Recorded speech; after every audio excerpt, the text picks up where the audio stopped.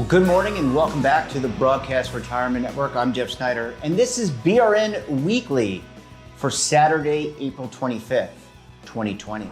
And our top story today, helping retirement savers after COVID-19. Joining me now to discuss this and a lot more is Paul Richmond. He's the Chief Legislative and Political Officer with the Insured Retirement Institute. Paul, thanks so much for joining us this morning. Thank you, Jeff. Really appreciate the opportunity to speak with you. Yeah, and I hope I didn't butcher your title. And we can always, it's going to be superimposed underneath you, so people will certainly know what your official title is. But we certainly appreciate you on the program this morning. So, Paul, before we jump in, just describe real briefly who the IRI is, just so people know who we're talking about, what constituency this is. Sure. The Insured Retirement Institute, or IRI as we're more commonly known here in DC with all the acronyms, is the trade association that represents the insured retirement industry. Our membership consists of life insurance companies, broker-dealer firms, asset management firms that are all involved in the industry.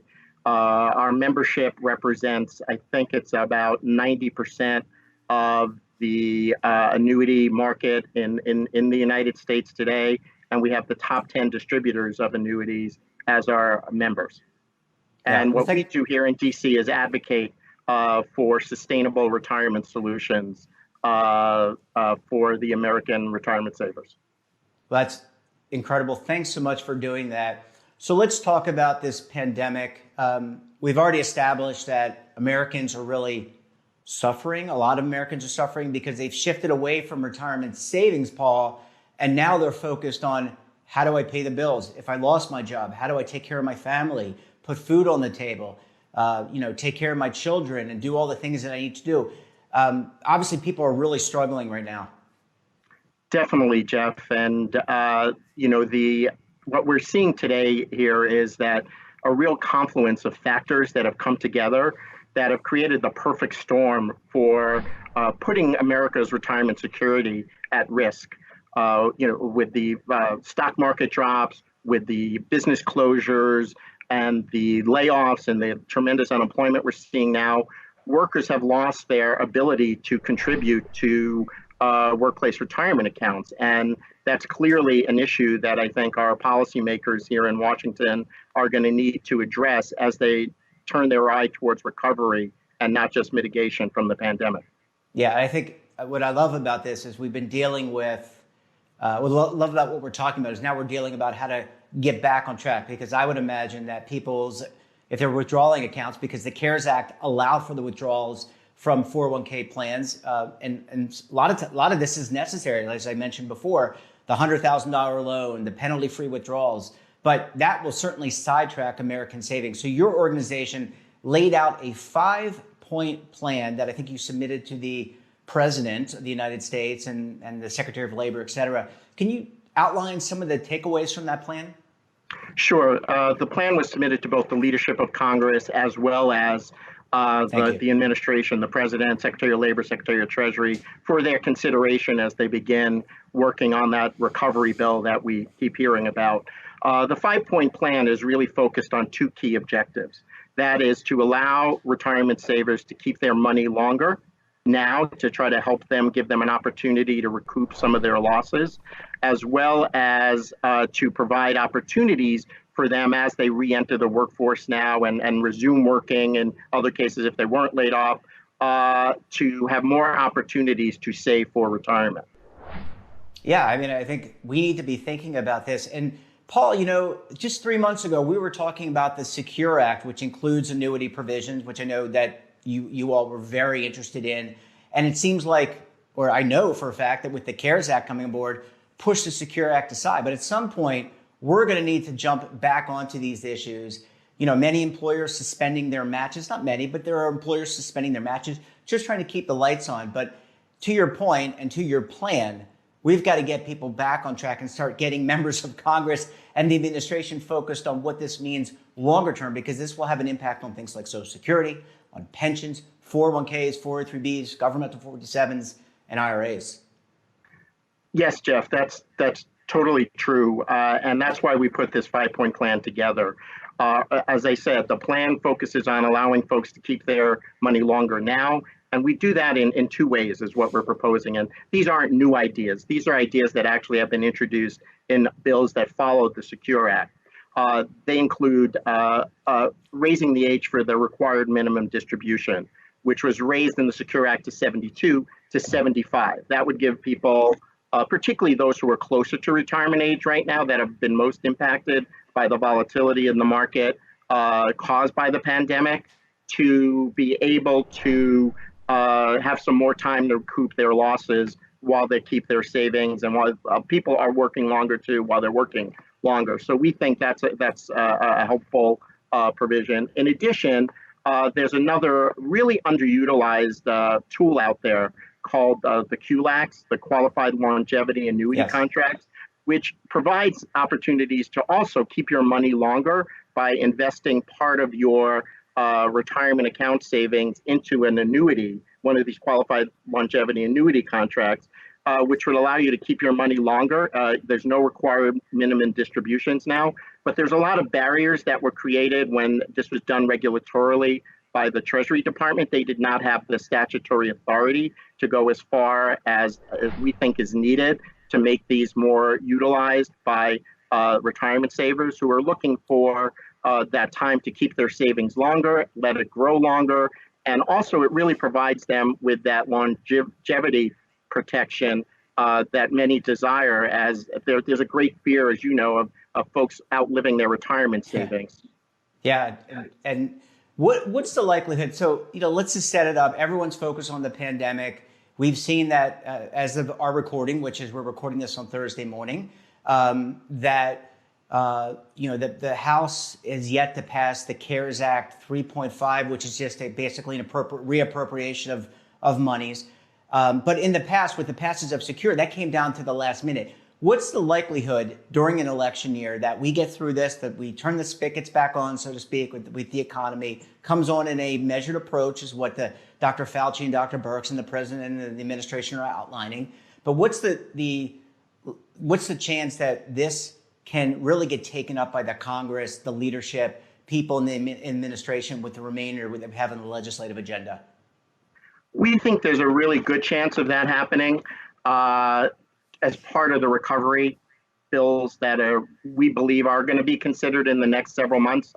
Timing is a question, with Congress not being having a lot of legislative days. They're talking about resetting the schedule, but we're very optimistic that these ideas have a lot of merit. They're not also new ideas. What we proposed in the 5 points is really a combination of things that have been either introduced or tweaks to some of the provisions that were in the Secure Act to make them more useful at this time, as well as one new provision that would allow for a catch-up contribution for those that were affected by the COVID-19 pandemic. Either they had the virus, they were caring for someone with the virus, or they were economically impacted by this, not having a job or being furloughed or for whatever reason.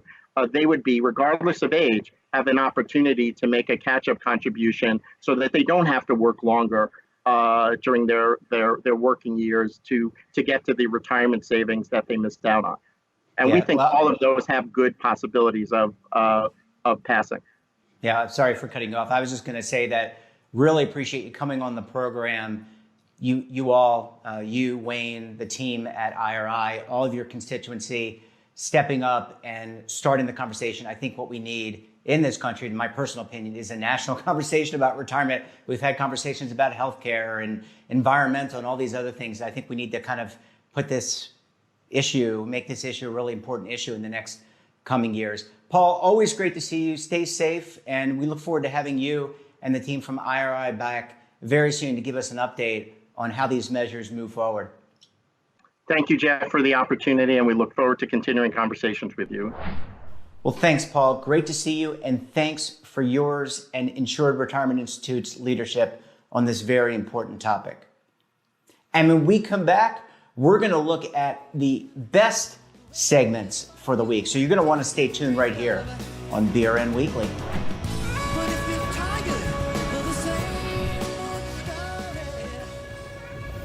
Imagine a new television network that will make you richer, healthier, and in control of your financial future.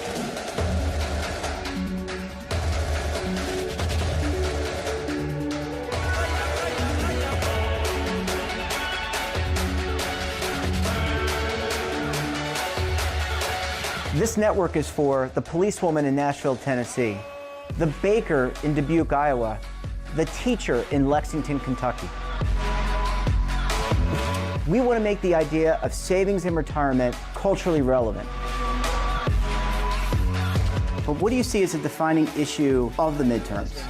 Especially for the smaller businesses. I mean, they are the lifeblood of the American economy.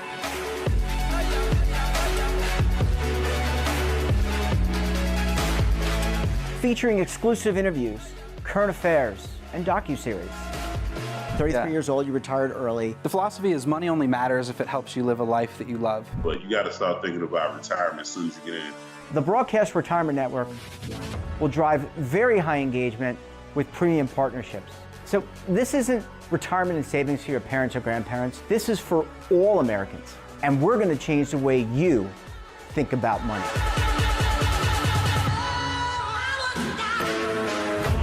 Welcome to the next frontier of retirement and savings. This is BRN, the Broadcast Retirement Network.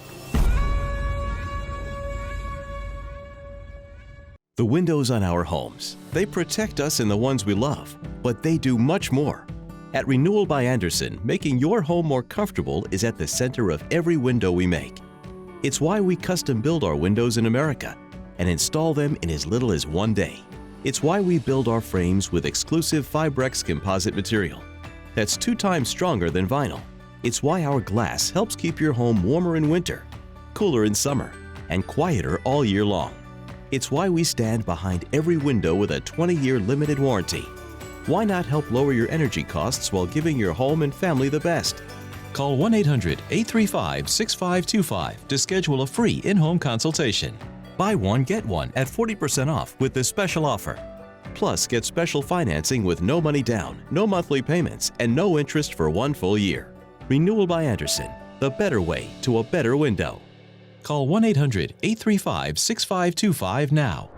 Welcome back. On Thursday, I sat down with middle school teacher Abigail Titus to review her best practices for distance learning. Let's take a look. This is one of the big focuses for teachers, especially in the beginning of the school year. So that's something parents are going through right now. Often in September, teachers focus for weeks just on establishing a schedule and a routine.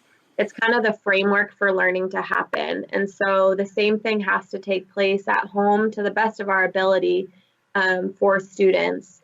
So having a schedule and trying to keep some consistency can be really, really effective for making students more comfortable and for them being able to focus more throughout the day. I think that a great thing parents can do is create the schedule that's visual, and so students can see it.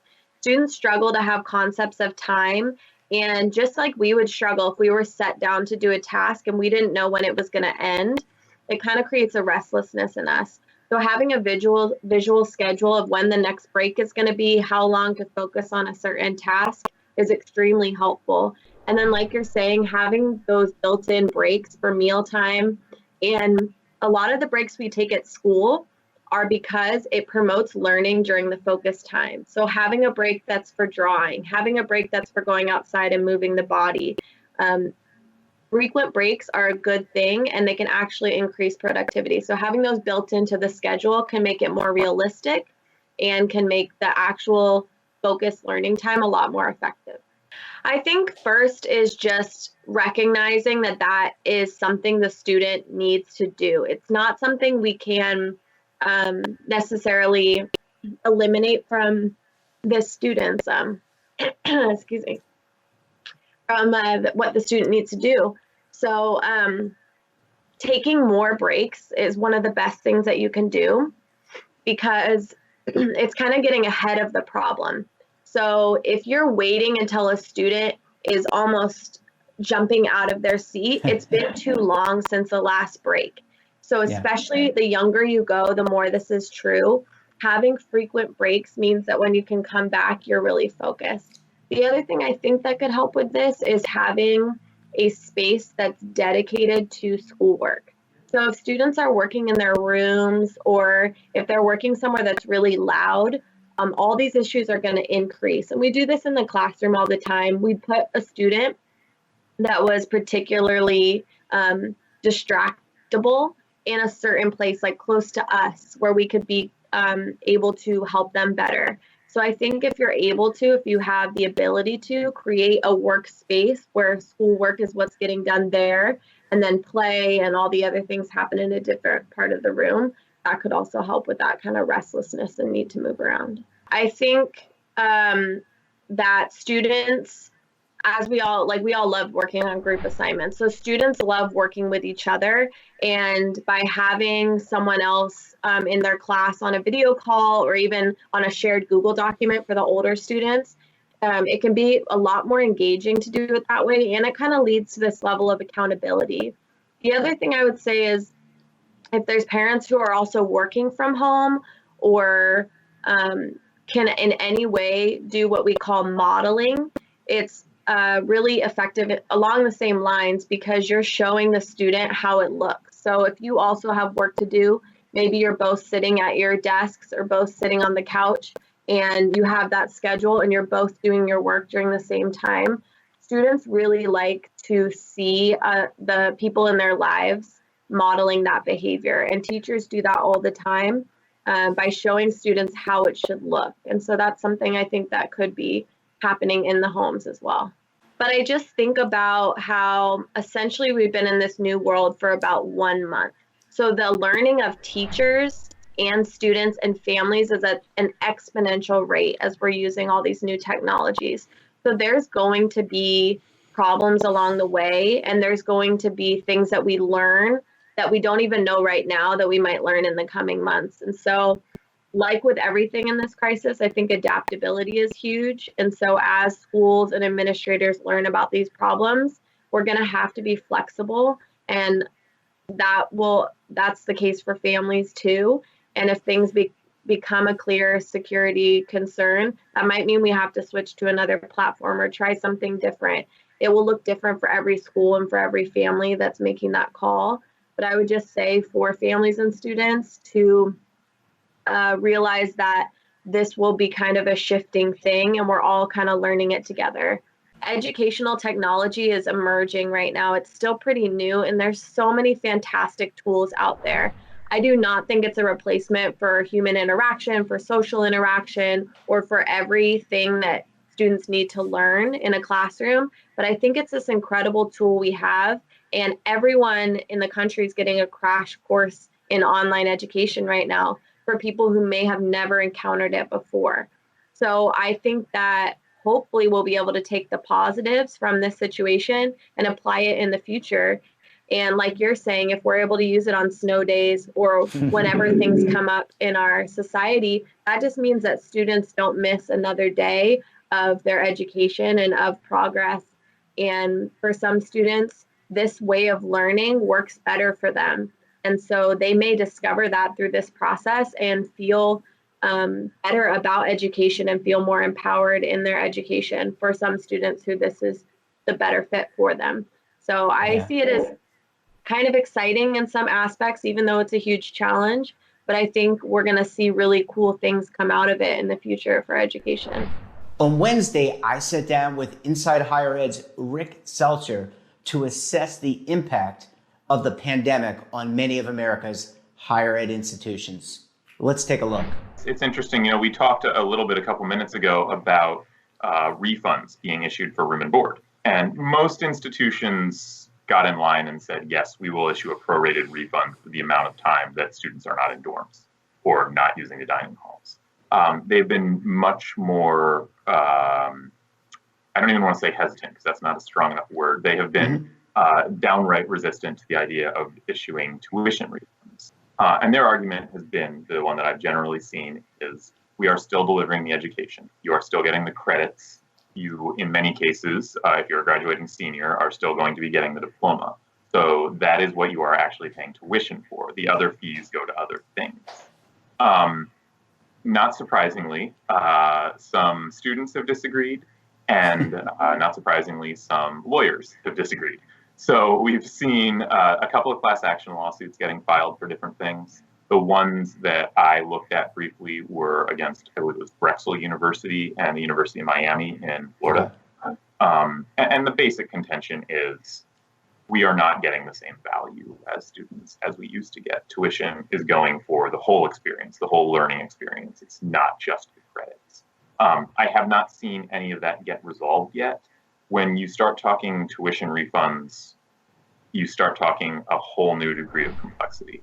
And there was already difficulty figuring out exactly how much places were going to be paying for room and board refunds, which compared to tuition refunds is a relatively simple calculation, right? You take the number of weeks that a student missed in dorms and you prorate it for the semester.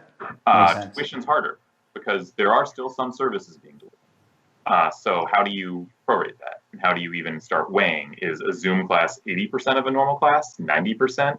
I don't know, and I don't know what kind of discussions are being had, if any, about how to go about doing this. I think probably, contract law is really, if you look at a lot of contracts, it's just a great way to find out how people and institutions were bit in the past, right? You just see different provisions that are like, okay, so we know they added that. Even if you read your mortgage, it's like, okay, so we know the homeowner did this once and the bank didn't like it, so now you're not allowed to do that anymore. I think you'll see the same kind of thing. I know anecdotally the insurance coverage that colleges have for things like lost revenue oftentimes did not cover pandemics. So that is a source of pressure. And I also know that the sector had been hoping that they could draw the distinction between kind of this scramble in this semester and then kind of figure out, well, okay, so if we have to do fall, what do we do about pricing in the fall? They may be able to do that with most students. Most students may be more forgiving than kind of the ones that have teamed up with some lawyers, but time's really going to have to tell on that one, I think. So it was a really interesting event because we planned it as an in-person event in DC before the coronavirus made that impossible. And then we moved it online. We actually kept the panels basically the same. And we compressed the schedule a little bit. So it was about 5 hours of deep dive discussion on college pricing, tuition discounting, looking for a pricing model that maybe works for the next century, if you will, or the next 10 years at least. I led 2 panels. Some of my other editors, my co-editors, Scott Jasic and Doug Letterman, who actually they founded the company, led some others.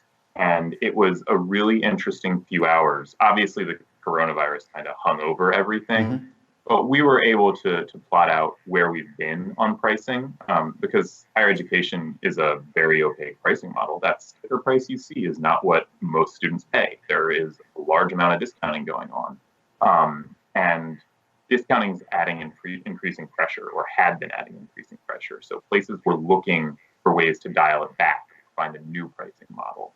And we talked through kind of where we've been in discounting. We talked through where places have tried to go to give themselves more flexibility. Then we talked about kind of what do things look like in a post-COVID world. I don't know that I have 5 takeaways about what the next 5 years are going to look like, unfortunately.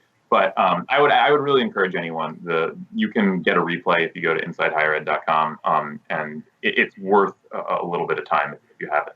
So we actually went very slideshow light. A couple of the guests had slideshows, but for the most part, it was us talking. I did it right from this room. I actually had the light down, so no one had the light that's over my shoulder right now. But you could see us. And actually, one of the interesting things that I will leave you with from that, traditionally, in times of economic recession or difficulty, you'll see higher education actually spike. It's a counter-cyclical because the people who lose their jobs go back to school to learn new skills, get diplomas. It's an open question whether that happens this time. Different people think different things because this is such a shock that we've never seen, and the restriction on movement throws everything up into the air.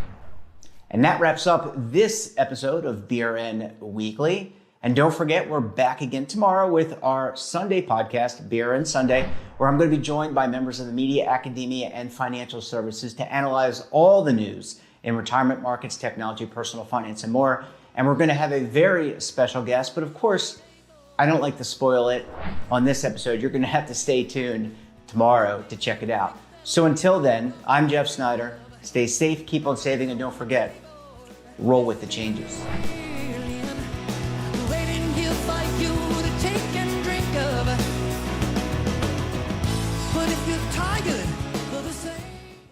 Attention! The Centers for Medicare and Medicaid Services has officially authorized new benefits that Medicare Advantage plans may include. To get the benefits you deserve, you can call the Medicare Coverage Helpline. Hi, I'm Joe Namath. If you're on Medicare, this is important information.